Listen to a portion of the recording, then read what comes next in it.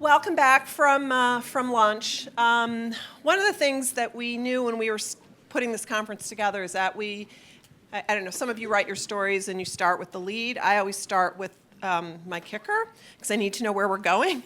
And one of the things we knew we wanted to do was this conversation, which we think is really important. We talked at the beginning of the conference yesterday about how to do things better, different, and I think one of the things we identified is that there were things happening in states around the country that maybe we weren't sufficiently aware of. So by bringing it home, we really do mean to bring it home. It's bringing the conference home, but also the story. And we're so happy and fortunate to have Monica Davey here to moderate this. Extending yesterday's theme, she's also Chicago Tribune alum. So Monica is the Chicago bureau chief for the New York Times, and their coverage area includes 11 states. And she also does editing in other parts, stories in other parts of the country. So this is something she thinks a lot about. So with that, please welcome Monica and the other panelists. Great.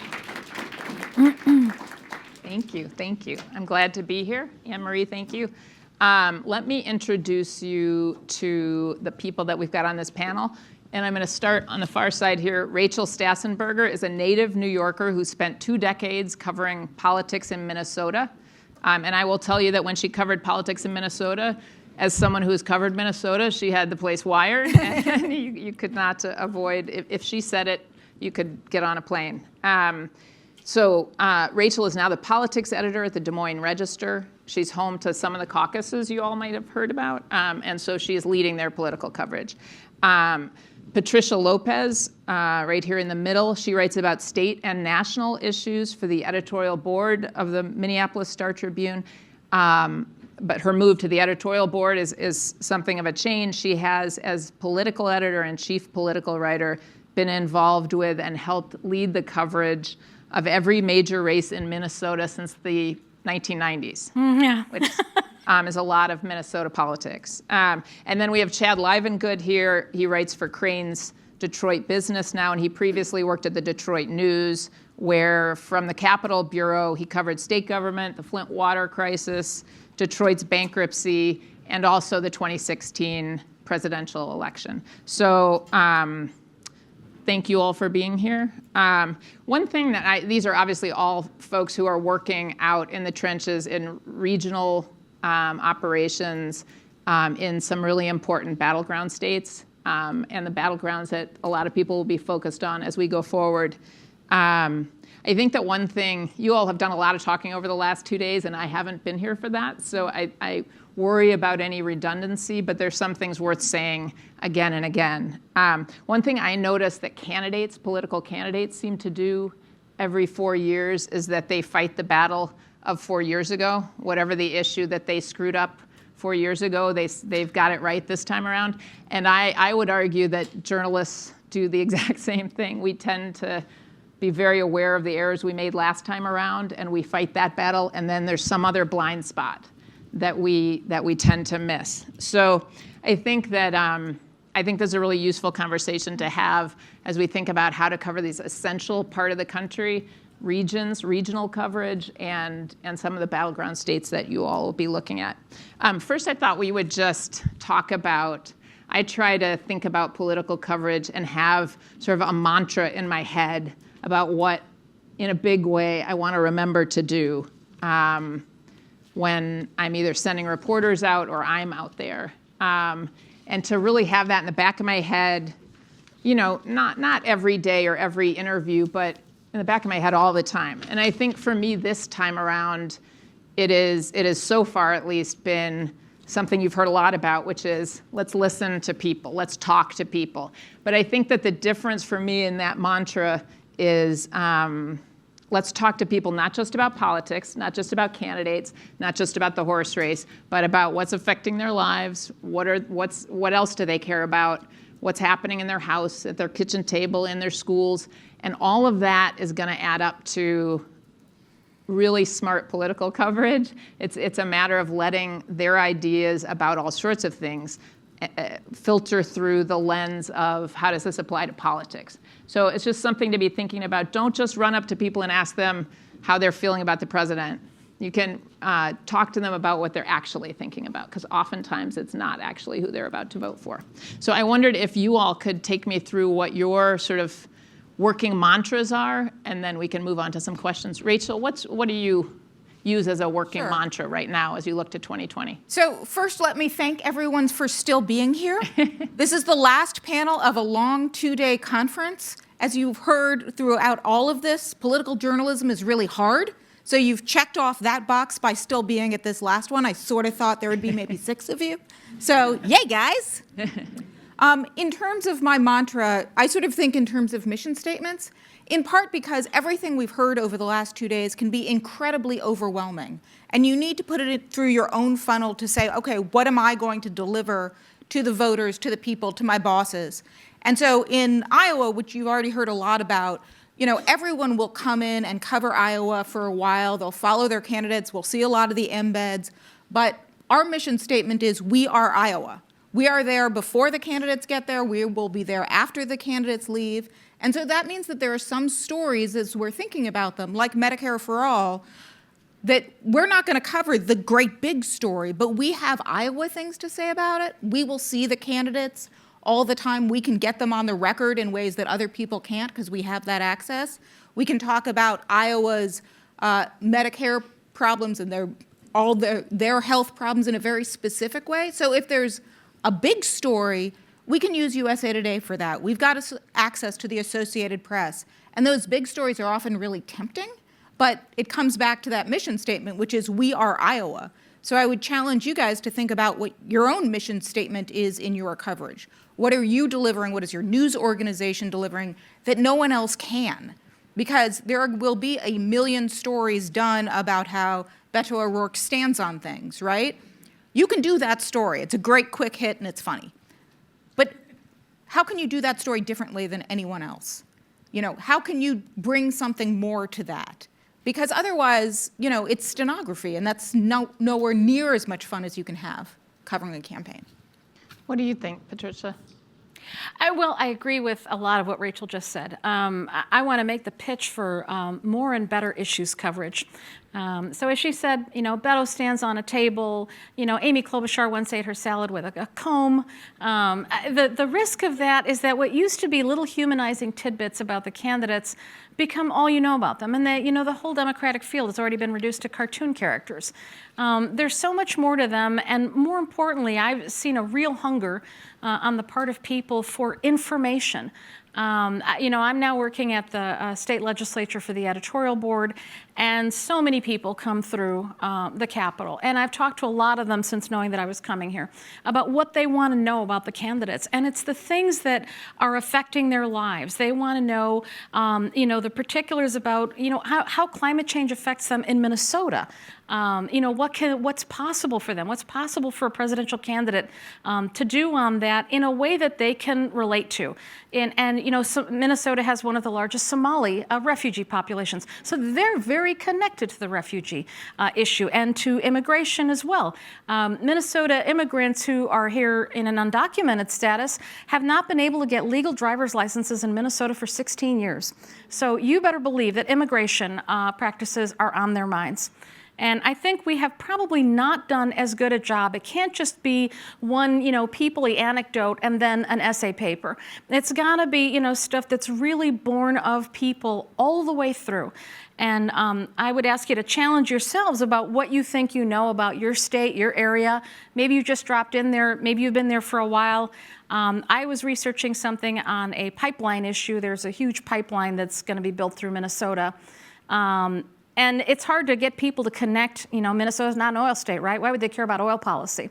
Until you find out, as I did in my research, and I've lived there a long time, I didn't know this, 30% of all imported U.S. oil flows through Minnesota at the rate of 3 million barrels a day. And because they can't handle all of it by pipeline, 600 million barrels flow through rail car, through some of the most densely populated areas of the cities. Once you know that, it becomes a lot easier to make your coverage very relevant to people and to let people know why they need to care about it. So we need to listen to what they're interested in, but we also need to bring them information that they can use. Chad, what's your mantra?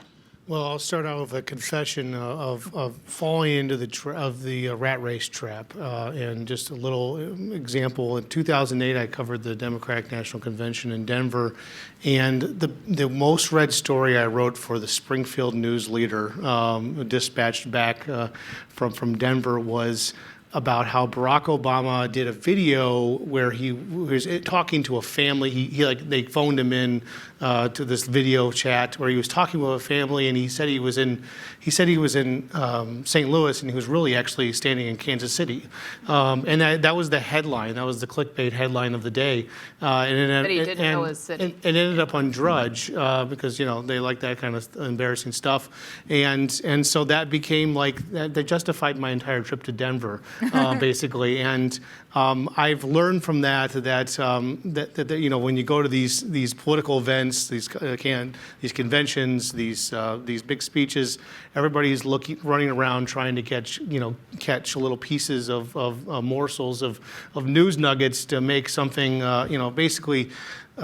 Take tiny grains of sand and turn it into an award-winning sandcastle, and I've tried to break out from that in covering these candidates.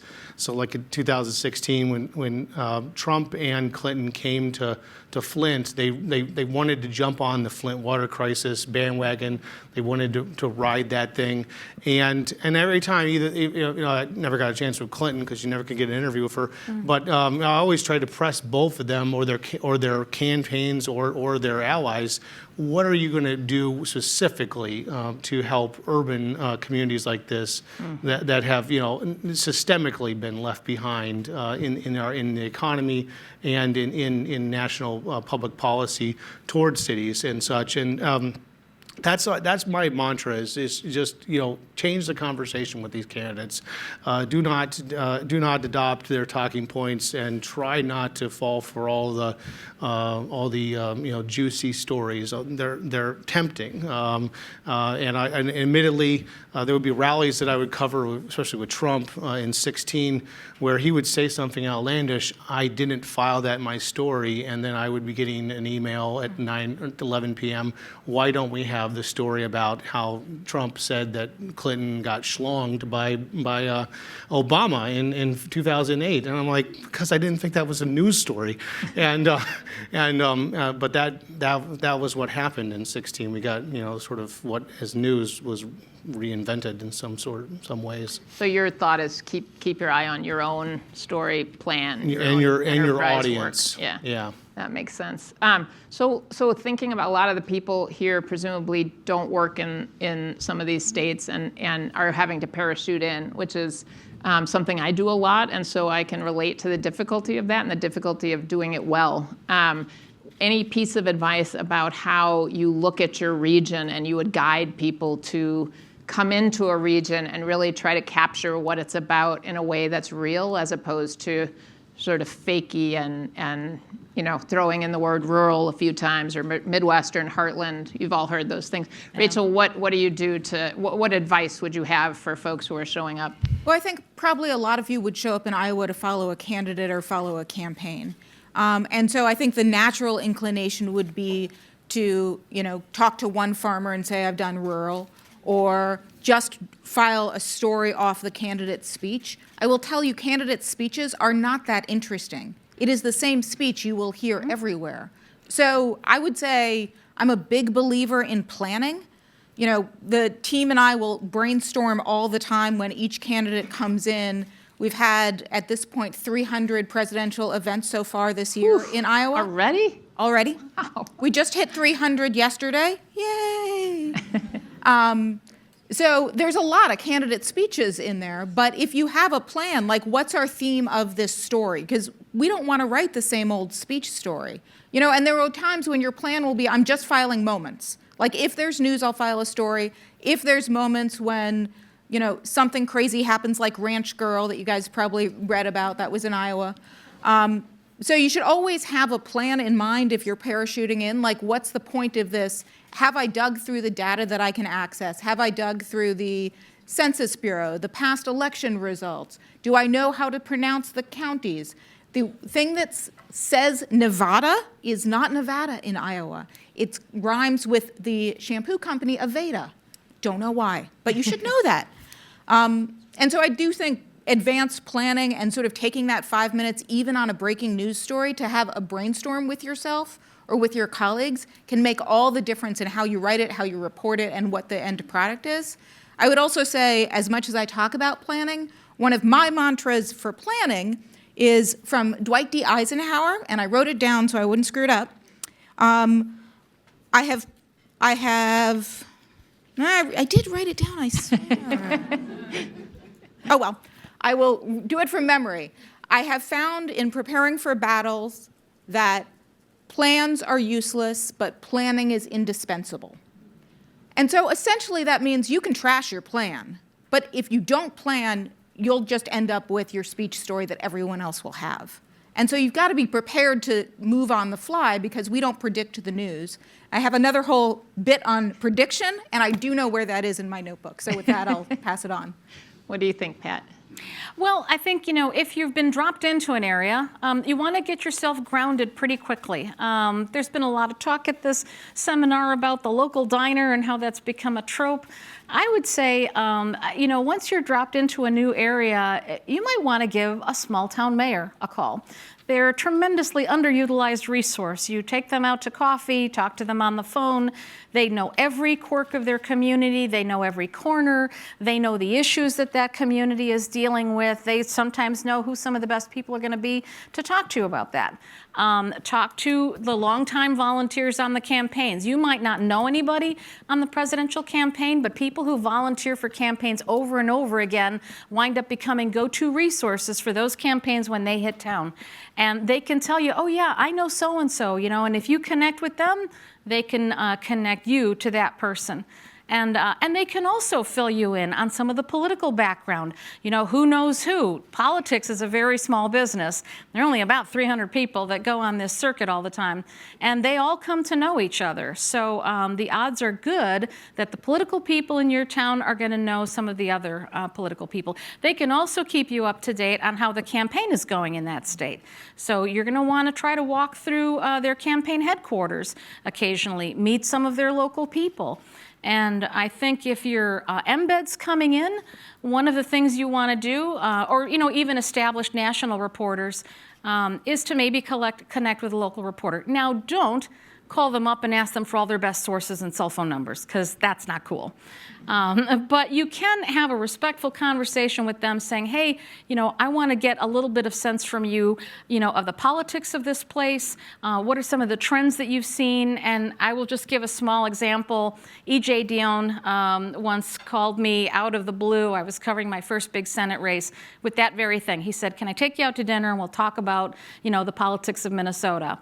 I did that, and in return, he talked to me about national politics, good coverage tips, and then said, if you've got anything you want to run by me during the campaign, here's my phone number. So it felt like a kind of equal exchange. We both got something out of it, and I think that's another resource for you. Yeah.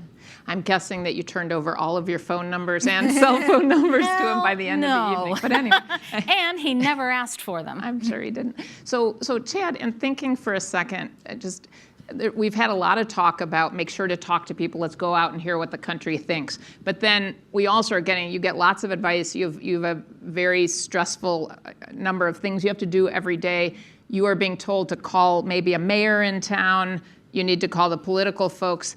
How do we actually get past all the usual suspects that would be easy? I know running into a town, it's much easier to quickly call the mayor, get the main folks, one side, the other side, and then somehow along the way talking to real people just didn't happen. How do you do that? How do you get real people and real voices in a real sense beyond the mayor of what's going on? Well, I've actually gone to small towns and just gotten haircuts. I sat down in the barber shop and just listened to what people are talking about, and just listen to, and don't even identify myself. just sit down in the chair and get my hair cut and just hear what they're talking about, and understanding, particularly, the old men. That's usually a good first kind of indicator. And obviously, that doesn't necessarily work for the ladies always, but that's. I mean, I know. do find myself looking at your haircut. The barber.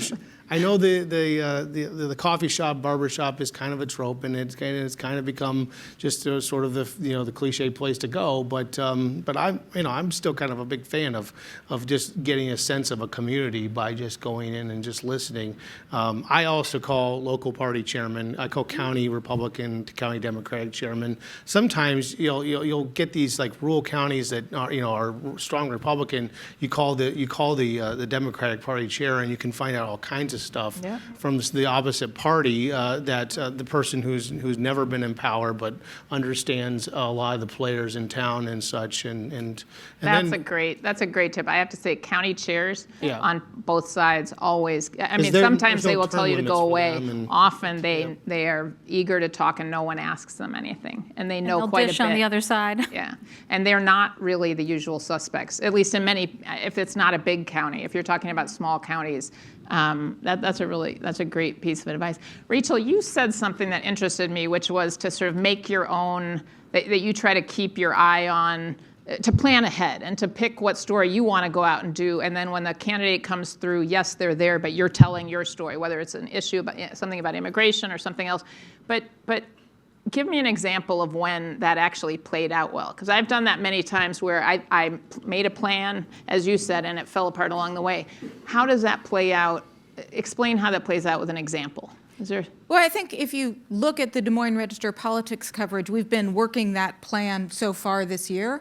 So for instance, when Elizabeth Warren came to town, I think it was her second trip, we had advance planned with two of the reporters, one of whom may still be sitting over there, to do a story on the Warren-Bernie crossover and if they're in the same lane. And so for that, we had people at all the different rallies that were around that weekend talking to various people. Then we were able to use Warren to sort of cap off that story. I think Sanders wasn't yet in the race. But that was a different story that, frankly, since then, we did this back in February or something. Lots of the national folks have sort of done this, they're in the same lane thing. But we actually had the people who were saying, these are my two choices. We had people at the Warren event who were saying, since Bernie wasn't in the race yet, I'm waiting for him, but it's between these two. So I think we were able to work that plan, and had Warren suddenly said, you know what, forget it, I love big banks now, we would have gone with something else, right? So we've done that. We did a story when a lot of candidates were in town about the start of the caucus soup supper circuit. So we used two different events where they all show up to these Democratic dinners, and Amy Klobuchar was at one of them and said, I know how this goes. You're going to have a lettuce auction after this is done because you're trying to raise money. And then the organizer said, how did you know that? Because she's been to so many of these in so many places. And what they do is you've already auctioned off all the stuff to raise money, and then the lettuce that's left over on your plate, who will bid the most for that? It's fun. It's not that different. But Klobuchar knew it was coming. And it's part of sort of how you connect with Iowans is soup supper circuit. So we did that story based on sort of, because we have that history, we're able to tell a different story than just, these three candidates showed up in Johnson or wherever they were, and here's what they said. Do you ever find that you have picked the story and the thesis, and then you're trapped with something that doesn't feel exactly right? That you're driving the agenda so hard that it's not really the story that's playing out in front of you. So one of the things I tell the reporters who are working with me over the caucus cycle is, so here's our plan. We've worked it out. Let's think about what this story needs, when we can have it filed, what photos, what video, all that kind of stuff. And if it doesn't work, don't do it. And, I've been a reporter with editors long enough to know that when, you're talking to your editor, you're like, I'm going to do that story because the editor and I agreed I'm going to do that story. But I want them to know they are in the field. I am not in the field. And so we can drop it. Sometimes, since we have a print product as well, we'll have to figure out something else to go on A1 for whatever day we were planning it for. But, we tend to have enough stories and we can gin something else up, because I don't want us in the position of having to write a story that we don't believe in anymore. And frankly, for reporters, y'all are a messy bunch, and if you're not inspired, you won't do very well. And so anytime that the reporter is not inspired to do the story, like, I'll get a story, but it's not a story that I'm going to want to edit, and it's not a story that a reader's going to want to read. So you've got to find that sort of perfect magic of a story that makes our job such a blast, right? You have an idea, and then you figure out how to report it, and then you're out in the field, and you found that perfect interview with someone about the lettuce auction, and you're like, boom, I got it. Not everyone has that thrill, so we should be still having fun with it. So Pat, how do you, when you're thinking about, I think we all know that there comes a point where editors call and say, well, CNN is saying this, and the Washington Post is saying that, and you end up sort of changing from what you were doing to try to chase. How do you balance those out as a regional reporter, as someone dealing with a regional staff, and head off this pack mentality? Well, first, can I say, as an editor, that's a really rotten feeling to call somebody off the very cool story they're working on and saying, you know what, everybody wants you to chase this thing that's already been out there. You try to fend it off if you can. If you can't, then you do your best to make it important to your readers in some way. There has to be you have to bring something fresh to it. Otherwise, as an editor, I would push back like hell, because, if all we're going to do is ape the, national media, what are we bringing to this? What are we bringing that's special that's going to make people read our story? So the idea is to take that idea and then get them to find, to work their sources, find some angle that hasn't been explored. And can I just say, as we're talking about talking to sources, I would make a special pitch to all of you to make sure that you try to diversify the people you talk to. The voices of people of color and, sort of marginalized communities have been left out for so long. And, they are coming back now, but they still need all of our help to try to get those voices into every single story that you do, because they are part of every community. Yeah, that's really good advice. Thinking about those voices and diversifying voices in lots of ways. One of the experiences I've had recently, I think that 10 years ago, I could go out anywhere in the Midwest and interview pretty much anyone, and usually they wouldn't have heard of the newspaper I worked at, or if they did, they would just sort of be puzzled by, how'd you get here? Why are you here? And they would talk and explain whatever, this could be on any topic, politics or otherwise. And in the last couple years, it's gotten really hard. And I don't know if you all have found this experience too, but it's gotten to a place where some set of people will not engage with reporters. I think of from any publication or any outlet. And so we have this situation where we more than ever want to hear all voices, but a set of voices are not willing to, they shut the door and they say the failing New York Times and they go that route. And so what, Chad, do you do when you get that out on the road? How do you deal? And are you seeing that? Maybe you're not experiencing that. Yeah, I'm not sure if it's necessarily the name brand of the publication and whatnot, but you get people that turn you down all the time. They just don't want to talk. I just keep waiting outside the door for people when they're coming out of an event or polling location. Just keep knocking on other doors. One thing I wanted to add about the phone call from the editor with the request. I had one of these that's sort of memorable in 2016. It was during the Democratic National Convention. I had covered the Republican National Conventions. That week I was back in Michigan, and I was in Flint on an assignment, something non-presidential election related, and I got a call from Hope Hicks. Do you want that interview of Trump you've been asking for 5 months? And I said, yeah. Well, you got to come to Toledo tonight. And I said, on the road. And I emailed my editor and said, getting my 4 minutes of Trump. And we wanted to ask him about auto policy, his war of words with Ford, tariffs, things that have actually played out Right. since he became president. We wanted to press him on that, and I got a call from my editor just before I got to Toledo. John Woolman, the publisher, says you need to ask him about this press conference he had this morning in Florida, where he said, Russia, if you're listening, can you find Hillary Clinton's missing 30,000 emails? Right. And I said, are you freaking kidding me? Like, that's what I got to ask him about? I'm going to blow my question with Trump to ask him about this circus thing that happened this morning that I can't even make sense of it. And he said, you got to ask him about it, first question. And so of course I did this, and Trump completely downplayed it, and he said, "Oh, we were just having fun. We were just joking around. I wasn't really serious, And at the time, I just wrote this sort of straight story, thinking, Trump downplayed this, his strange, bizarre press conference interview in a hockey arena locker room in Toledo, which is where he sometimes interviewed presidential candidates, and that's before locker room talk got into the campaign.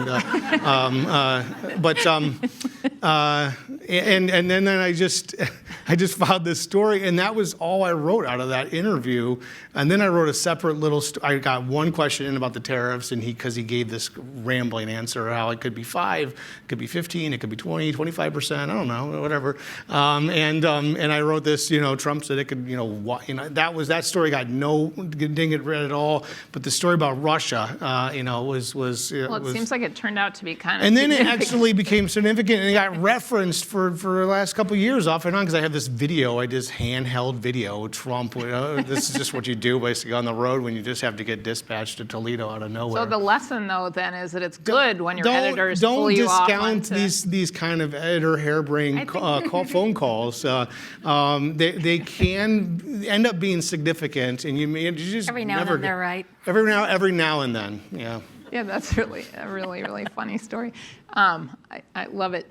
So, Rachel, can you tell me, I think one thing that I try to think about when I'm going out to work on political stories, because from our bureau, we cover all sorts of national news, not just politics. And so one thing I try to think about when I'm digging into a political story is sort of how do you lay over that the state and local politics that are going on? How do I look at what's happening in the state house? How do I look at what's happened with the governor's race there? How does this all apply, and how do you fit that in? Rachel, what do you do to think about that, and how does that inform the storytelling when you get into different states? Well, I think we had a good session on using data in campaigns, but I also think that really applies to using data in your work, not just to understand campaigns. So, if I were parachuting into someplace, I would have looked at the last several cycles, both midterm and general election, for their election, as close as you can get. If you're in a city, sometimes you can get city results. You can certainly get county results. Those are worthwhile, and it should show you those swings. It could also show you, depending on what data is available, which precincts are the most Republican versus the most Democrat, and how that plays out. You can look at school enrollment. Is this declining? Is it growing? What's going on there?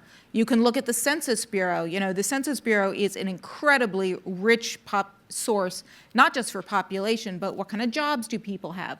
What's the average wage? All of those kind of things. So I would start, just sort of in my office, pulling down as much data as I can possibly pull down. Yeah, and it seems like, I think that's really great advice. I think that as a baseline thing, if you're arriving in town and you're literally on the road on the trail, and you're in your hotel room and you don't have time to go to that level of depth, the very least you need to know to go out and do smart work the next day in whatever state you're in is you need to know who controls the state house, what is the House, who runs the House, who runs the Senate, and who has, over a period of how long, what party is the governor. So you look at a lot of states now are completely controlled by Republicans. It's pretty Only easy Minnesota. to find them. Yep. Not Divided. Minnesota, but I mean, this is easy information to find, but you should not be running around a state without understanding the House, the Senate, the state House, the state Senate, who dominates, how long has that been for, and the governor how long has that been for? Because that gives you a sense. And I would say the And the easiest way to congressional delegation. Yeah, I think Yeah. that's really good advice. And also,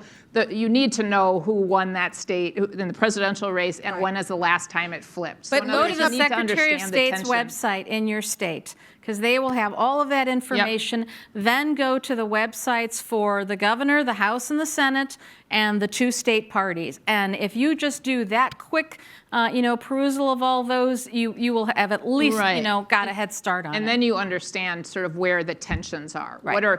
Why are we even, what is actually being pushed on here? What does the record look like? How can you have, especially in the battlegrounds that are going to matter the most in 2020. If you look, the reason why Wisconsin was such a stunner to everyone is because it had been reliably Democrat for a lot of years, and people could not understand how it flipped to Trump. But if you looked in 2016, if you looked back over time, if you'd taken the time to look, you'd know that in 2010, both chambers of the state house flipped to Republican. The governor's race flipped to Republican. Almost all the statewide races flipped to Republicans. So in a way, that should have been the sign way back that there was something afoot, and no one should have been assuming that it was going to follow the usual presidential formula. So, And I would add that if you've looked up who controls the state house and the state senate, that gives you 2 more sources for that district that you're popping into, who often know everyone in town because they just got elected to the state house or the state senate. And so you can call them, and they're actually, even though they're not considered real, like the Iowa reps are not considered real people in Iowa, but they may be real people if you're working for the New York Times. It's not a pundit per se. hey. Well, The other thing is you need to know where the battleground is within the battleground. Yep. So the county that is the bellwether county of the state that decides presidential elections. So in Michigan, it's Oakland, Macomb, Kent, and Kalamazoo. Wait, repeat those one more time. Michigan is a battleground. Michigan Yeah. flipped in 2016 and had sort of the same pattern, that there were a lot of people who presumed that Democrats would win, that the Democrat would win in 2016 because the history has been such, and so that was presumed. But if you look at the governor, if you look at the state house and the state senate, you would have seen that, wow, there's a big pattern here. So where are those battlegrounds? So Oakland and Macomb County are the 2 northern suburbs of Detroit. Also, you need to kind of understand western Wayne County, which is the suburbs of Detroit, the more affluent suburbs, traditionally Republican, home to the Republican National Chairwoman, Ronna Romney McDaniel, and I still call her Ronna Romney. And then Kent County is around Grand Rapids, and Kalamazoo County is we're one of the university towns. It's pretty well populated, and it's always Kalamazoo County decides every governor's race and typically every presidential race too. And then you also need to know which counties they flipped in the previous election. So Trump flipped 12 counties in Michigan. We use our hand in Michigan. This might be in I reverse. think it's backwards. Yeah. So the I-75 corridor I-75 comes through Detroit and then heads up and goes straight to the bridge. And then US 23 kind of parallels it. Something just sort of frame of reference that I always kind of think about in trying to, and also explain to people when people ask how did Hillary Clinton lose. Well, there's a lot of, they had poor, low turnout in Detroit and Wayne County. She also didn't go west of US 23 until the day before the election.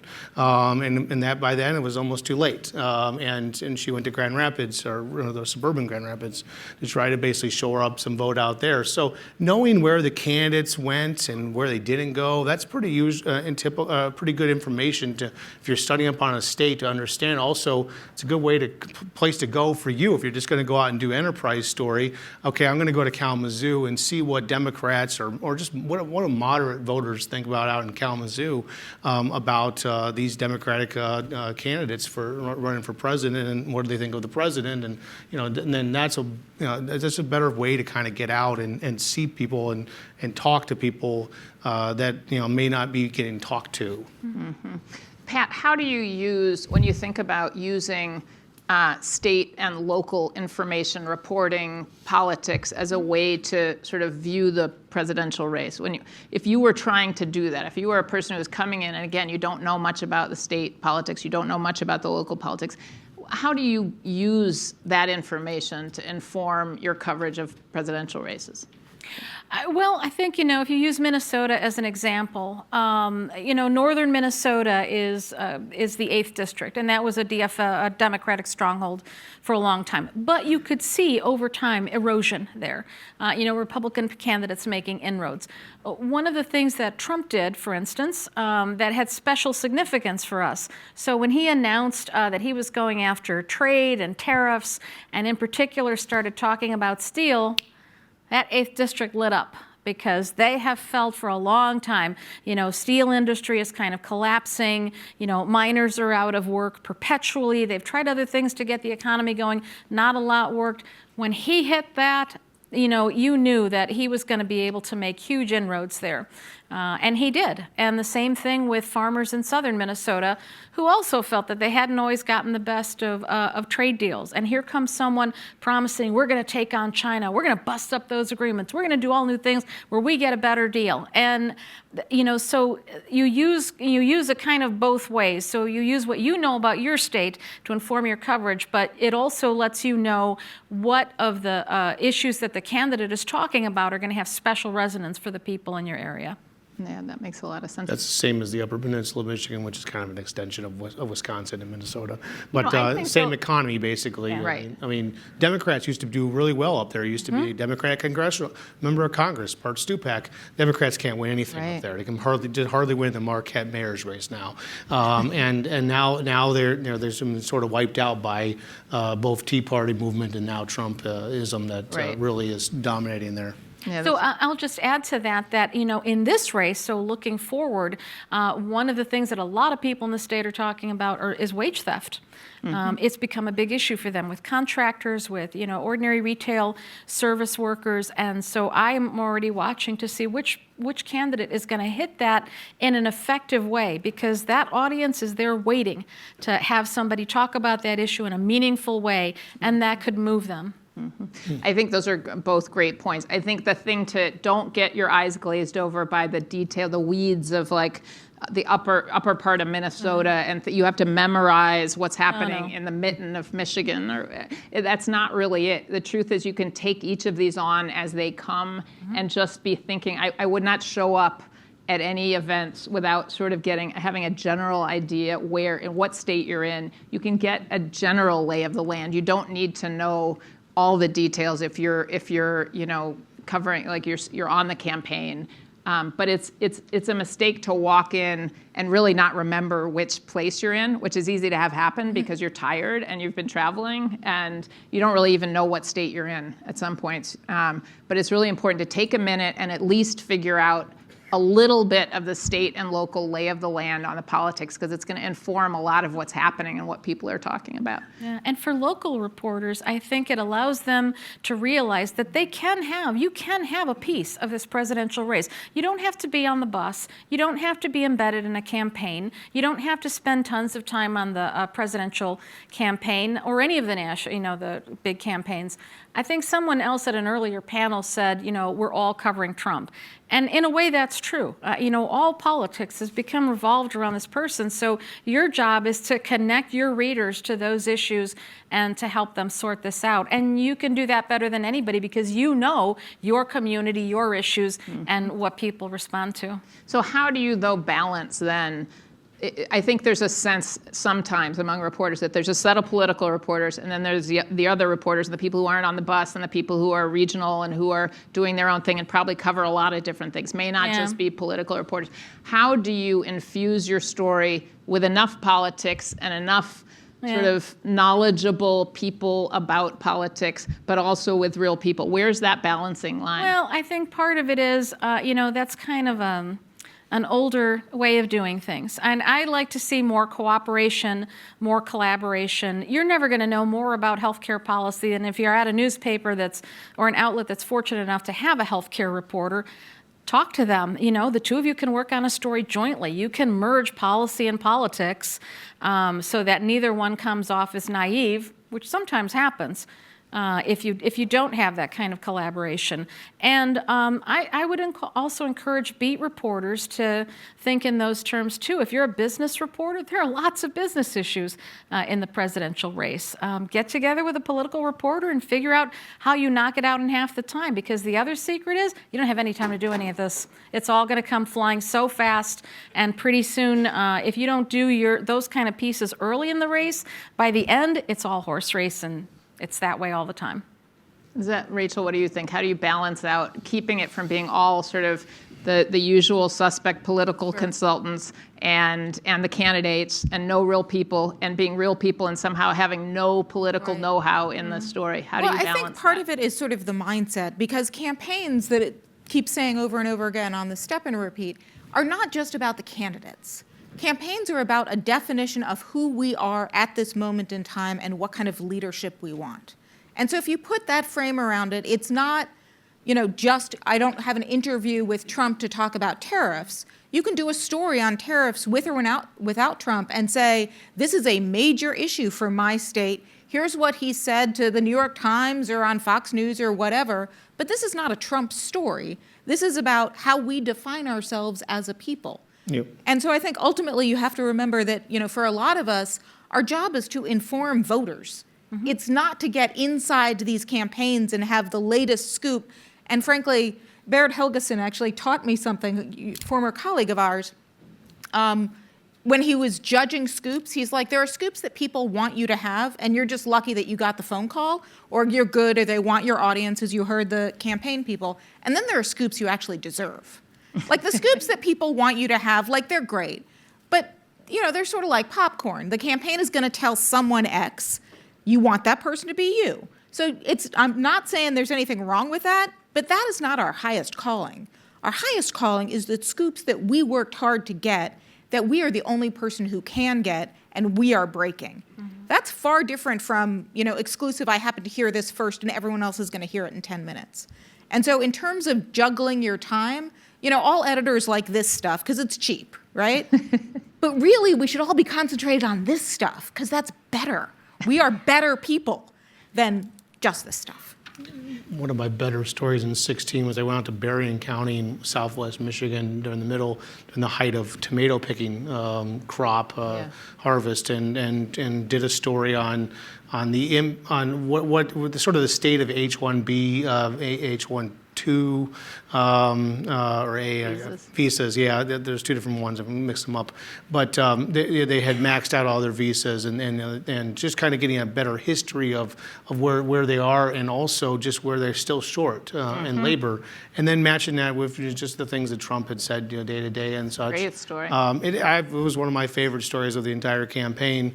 I mean, you had to sweat your butt off in the middle of of August in a tomato field, but it had photos, and it just ended up being a much better stop and let's take a look at this issue before the next huff and puff debate about this subject comes along. Right. Okay. Great advice. I tell you what, we are going to take questions in just a second, so think of your questions and head to the mic. I just want to go down the panel quickly and ask: is there one thing that you or your newsroom or your news operation is going to do differently? This is not to be self-loathing, but is there anything quickly that you're going to do different this time around? I'm in a different newsroom now, but I know that the Detroit newspapers in 2016, the Free Press, with their kind of strange calling system they developed, they called Michigan for Clinton at 9:20 p.m. I was at the news, and we upstairs from them, and we just held tight, and we didn't call the race until about 7 a.m. the next morning. So I was perfectly fine with being last on that one. So you'll be slower. I'm always going to be slower. Detroit papers will be slower this time. All right, Pat, what about you? Oh, well, I'm in an editorial capacity now, but we're talking about how we're going to do our editorial coverage, and mine is going to be a commitment to doing the issues that matter to people and getting them connected on information that they can use to help them understand and help them vet these candidates better.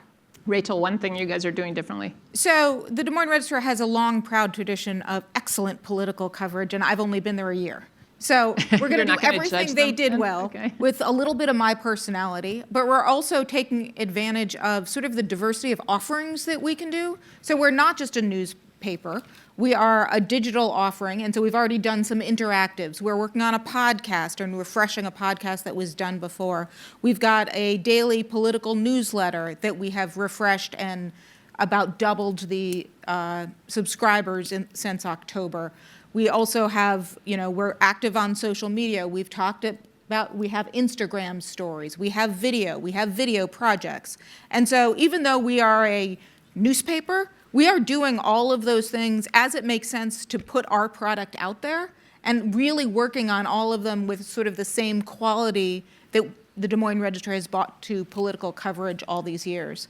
And so it's not completely revelatory, but it is different from what's been done before. What was done 4 years ago? Okay. All right, let's take some questions. Does anyone have one? Hi, guys. DJ Judd with CNN. Thank you for doing this panel. It was really informative. For national reporters who might be spending a lot of time in early or swing states, do you have any suggestions for how they might be able to craft stories that are of interest to your readers and to the local audiences without stepping on the toes of local reporters or being pedantic or talking down, sort of like you mentioned earlier about being the one farmer that I talked to is rural America? Yeah. Well, I wouldn't worry about stepping on the toes of local reporters. I mean, local journalism is stressed as it is.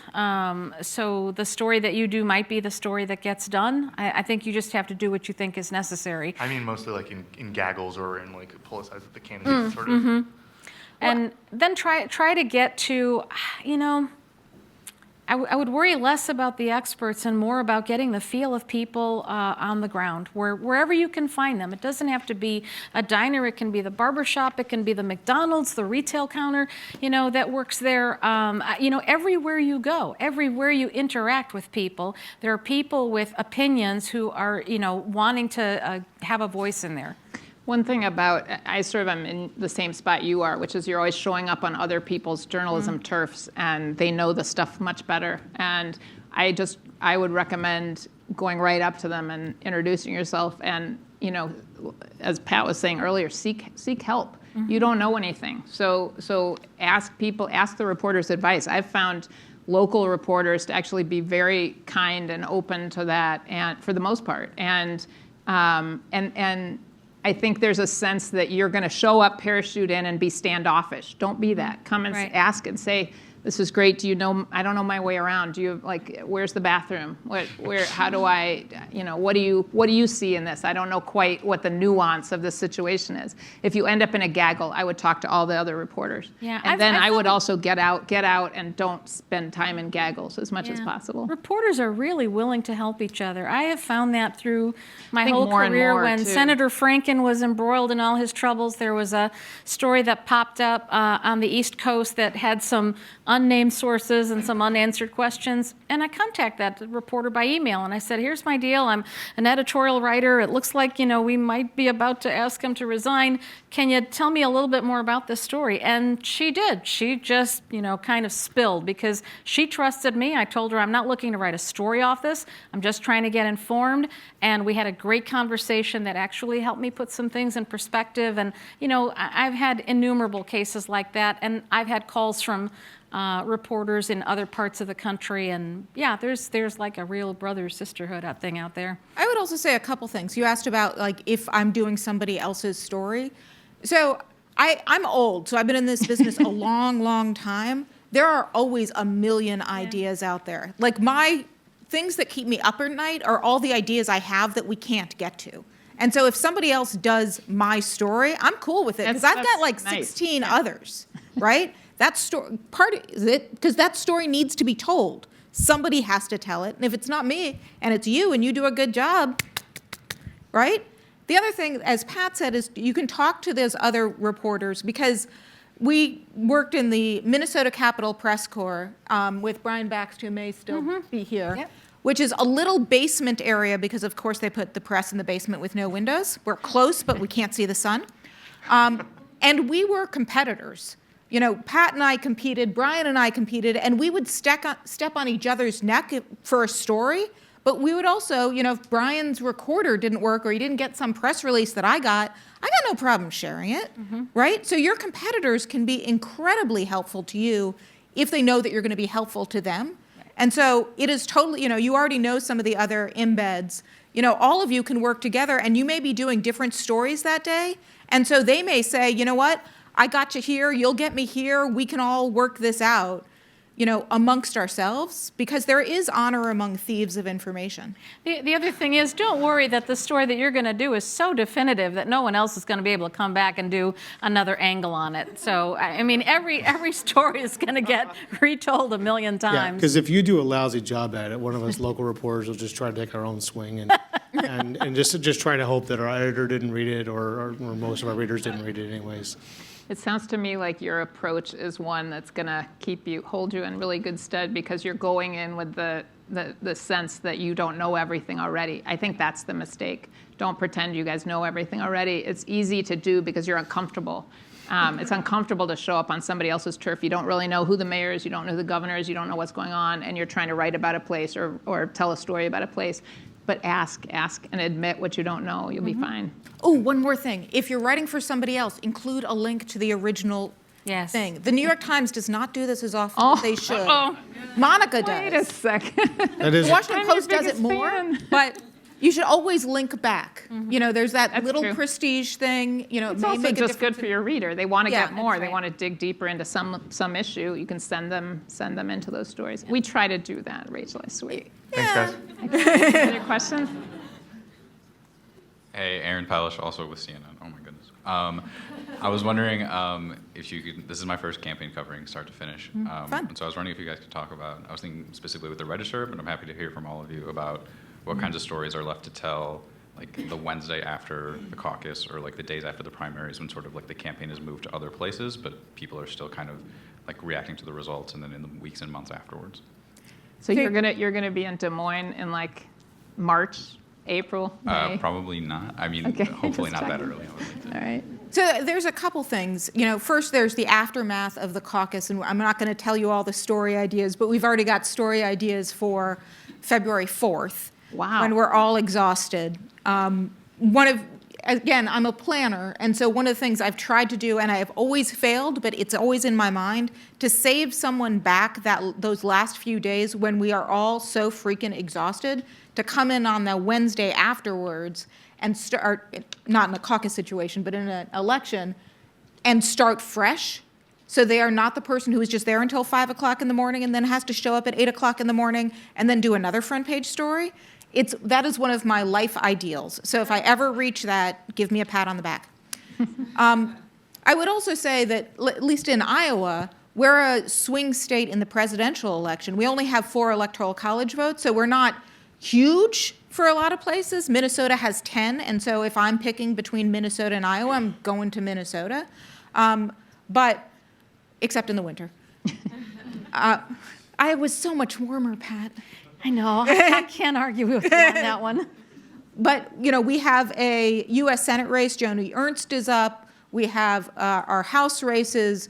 2 Republicans lost to Democratic women in the last cycle. That's fascinating. And then, of course, we have a presidential race. And so it's not like the political circus just leaves But after the you're caucuses. looking though for what to do, after the follow story, what to do the second day, the third day, the fourth day? Is that what you mean? Yeah, obviously not just like, right, like there's obviously other elections happening, but more specifically with like the sort of the, obviously local reporters and national reporters are sort of parachuting in and trying to talk about like local issues and all these issues that are impacting Iowa voters. Sure. And I'm wondering like how to carry those conversations in stories forward beyond the day of the caucus and the weeks of the caucus. Well, I would say that every time you talk to a real person out in the real world, you should get their cell phone number.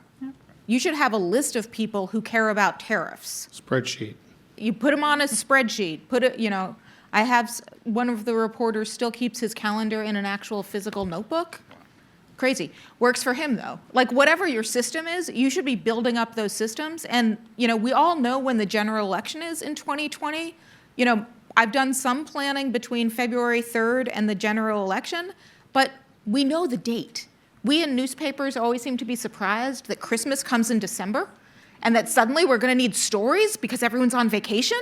Oh, no, nobody thought of this. We know when the election is. Let's plan around everything we're going to do before the election and ask yourself and your news organization, looking back, the elections just happened. What will I be most proud of? What can I do now to put in places the seeds that will make me proud of the way I represented everything I'm covering?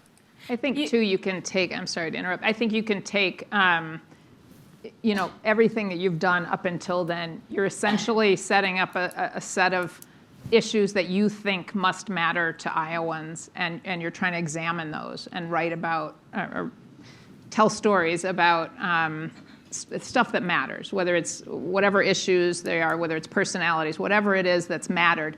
And the caucuses should be some measure of whether that was true or not. I mean, you've got to, on the day after, on the 2 days after, on the 3 days after, be looking back at which part did we have right, which part did we have wrong, and what does that say about those policies? And is there a regional thing? I would be looking at I mean, caucuses are fascinating just because of their unique nature and what they say about people's desire to show up and the tradition and practice.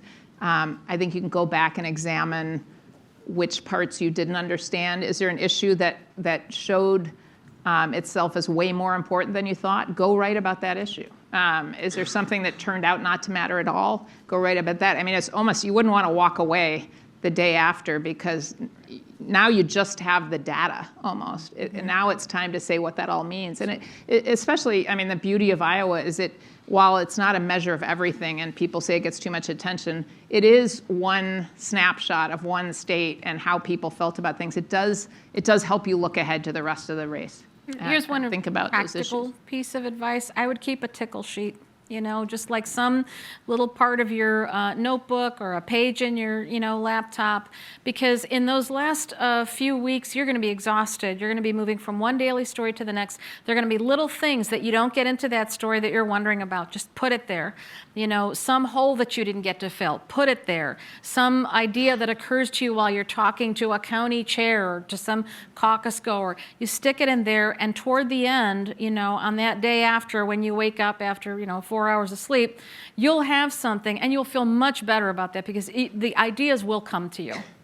Quick, easy story to do after Iowa, New Hampshire, and South Carolina is look at the polls and go to Real Clear Politics, go to the statewide average, see how, and then look at the last 10 to 14 days of polls, see how they stack up, and then call the pollster who had it dead wrong, and press them about why they're wrong. Try to get them to fess up. I did this right the day after Sanders upsetted Clinton. It ended up being more well read on our website, that story about how the polls are wrong than the actual Sanders upsetting Clinton story. And I mean, so that's an easy one, and you can do it in every state, and you should at least do it for the first 3 primaries.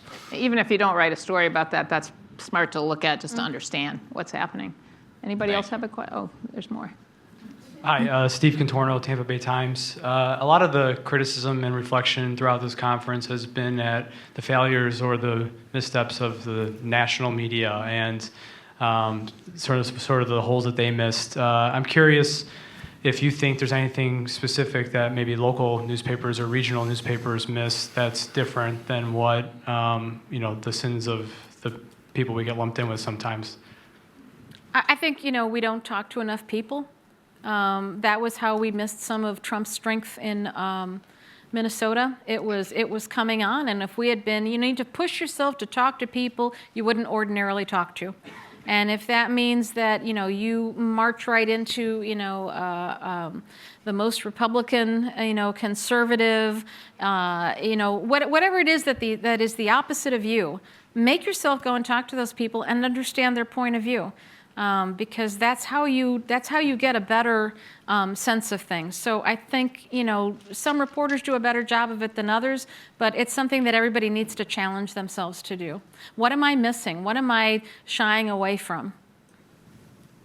I would also say I was in Minnesota during that cycle, and Clinton had all what we would typically look at for the fundamentals. She had more money. She had more staff on the ground. Her campaign was more organized. You know, she had been there. She just had more of those fundamentals. And then there was this overriding national drumbeat that Clinton was the person, Clinton was the person. And it wasn't until the final 2 weeks that I started calling back my Democratic sources and was like, is there something weird here? And they were like, no, it's fine, I think. So It's okay. Yeah, it was okay. You know, they started getting nervous, and part of it was a very Minnesota issue, which was healthcare was just huge the day before the presidential election. Clinton still won Minnesota, but by very little. And so I think there was something that happened in Minnesota the last 2 weeks, and I think in part because of this national drumbeat and all those fundamentals, you know, yes, talk to people, but sort of there is a certain amount of like, I know all the data, I see it in front of me, but that's not everything.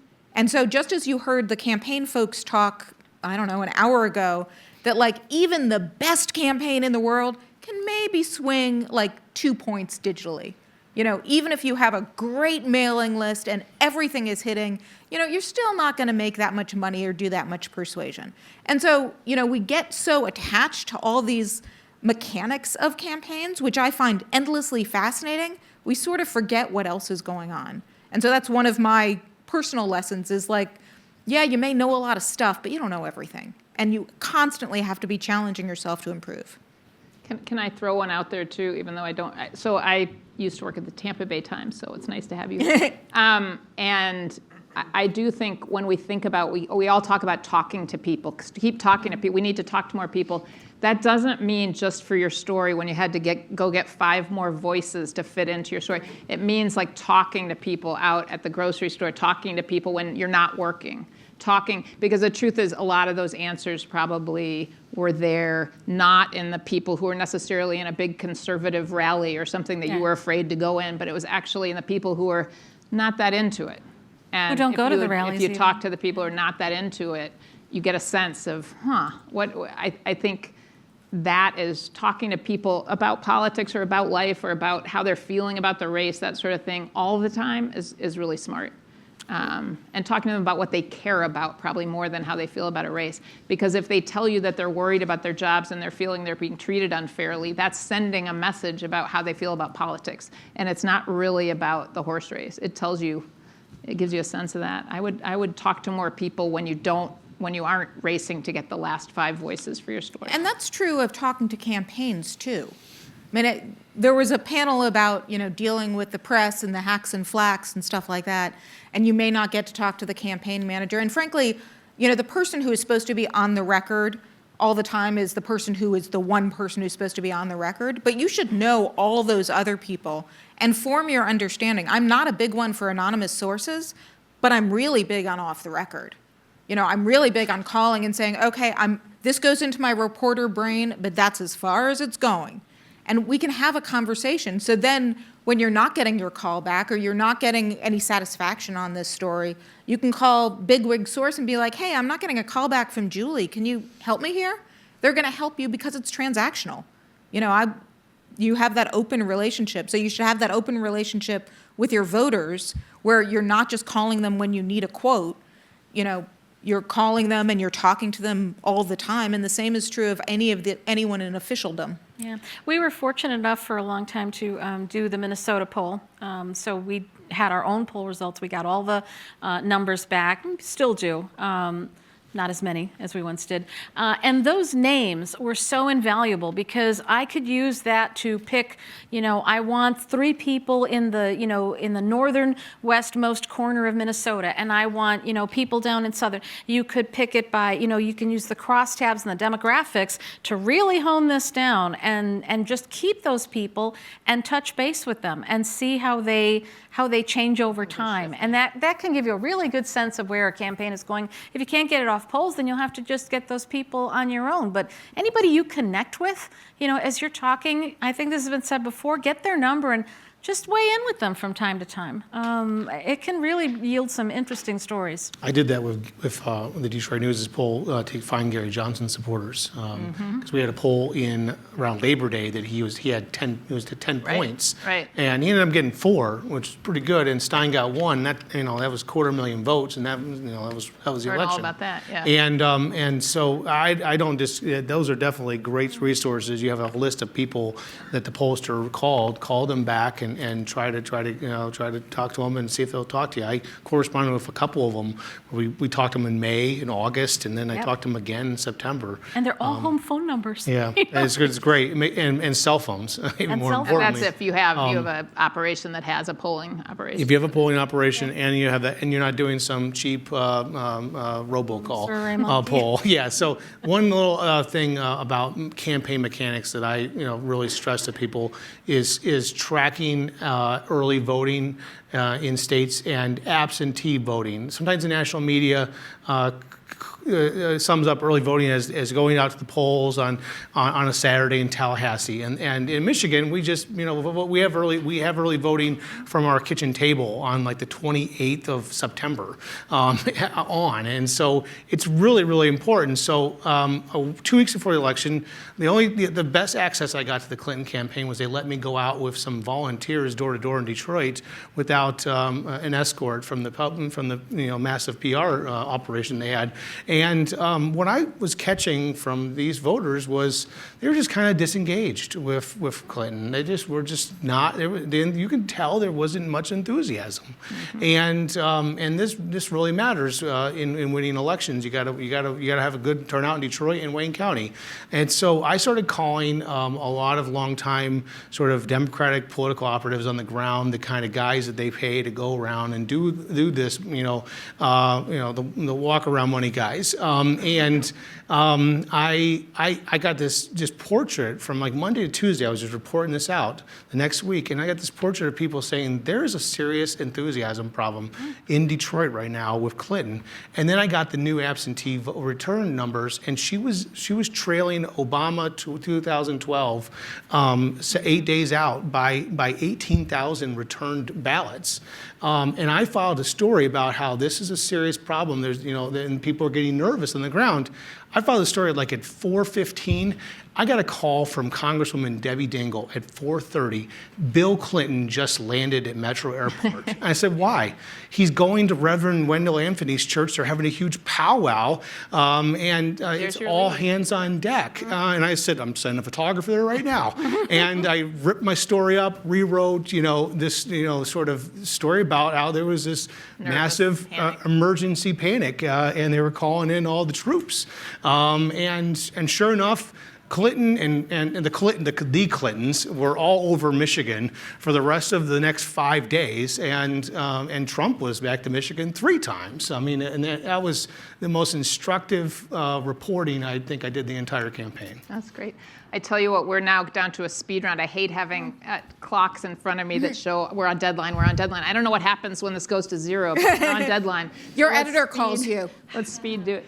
Hi, I'm question. Caitlin Lang, Indy Star reporter. We've been doing a lot of coverage of Buttigieg, obviously, since we don't have very many presidential candidates usually. How do we provide that coverage that our readers really want without sounding like we're cheerleaders for Buttigieg, That's since a we're great not question. covering the other candidates as well, since they're not from our state? Okay, so is your pronunciation of him correct, and everybody at Buttigieg is wrong? It's supposed to be Buttigieg. Buttigieg. All right, I got to rethink this all. Anyone have a quick answer? That's a great question that deserves more go deep time. on his record, talk to all your sources. You may think he's been vetted because he was once elected, but there are all kinds of people who will come out when a candidate rises to a certain level, things that come out about his record. You guys are on the ground. You're in the best position to break those stories. I think the other thing is don't get the idea we already did that. We've already said that.